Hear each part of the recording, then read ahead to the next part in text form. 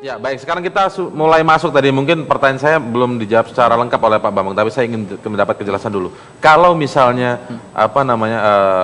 ada salah satu hal juga selain penyelidikan yang dihapus ini, maka dampaknya akan seperti apa? Pasti akan nyambung ya. Oke. Yang sudah pasti gini, yang sudah diatur secara real dalam KUHP itu adalah kepolisian, kemudian kejaksaan. Mereka adalah pihak-pihak yang langsung akan merasakan, karena hukum acaranya di sana sangat tergantung. Berbeda dengan lembaga-lembaga yang punya undang-undang khusus, KPK misalnya, kemudian ada pajak misalnya. Tapi tetap juga kena nantinya. Akan hilang. Kenapa? Karena tadi saya bilang yang generalisnya itu hilang. Jadi spesialis terhadap yang mana? Ini jadi nyantolnya kemana ya? Betul. Yang khusus nyantol ke umum. Jadi kalau dulu. penyadapan katakanlah misalkan mekanismenya dibuat atau dihilangkan katakanlah misalnya. Nah ini pasti akan berimbas gitu ya, kepada KPK-nya, kepada BNN-nya misalnya. Mengapa harus hilang sih Bang penyelidikan tuh?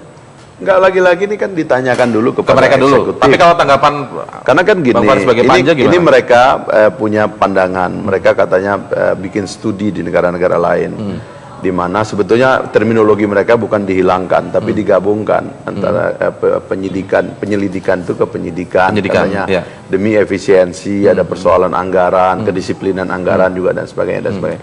Itu domain mereka lah gitu. Kita ini kan lagi baru dalam tahap mau masuk pada pembahasan begitu. Tadi Bung Tama mengungkapkan ini jadwalnya baru jadwal-jadwal awal kan di masa kampanye lagi ini kan kira-kira. Jadi begitu masuk kok kita lihat eksekutifnya tidak kompak.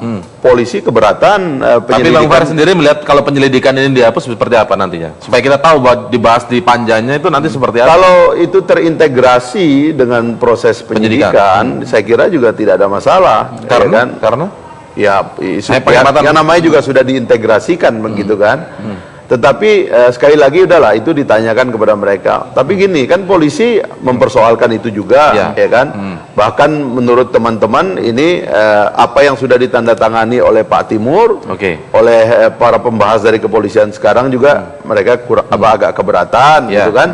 Di kejaksaan juga begitu soal hak menuntut itu mereka kan mau mengambil seluruh hak menuntut itu hanya di kejaksaan.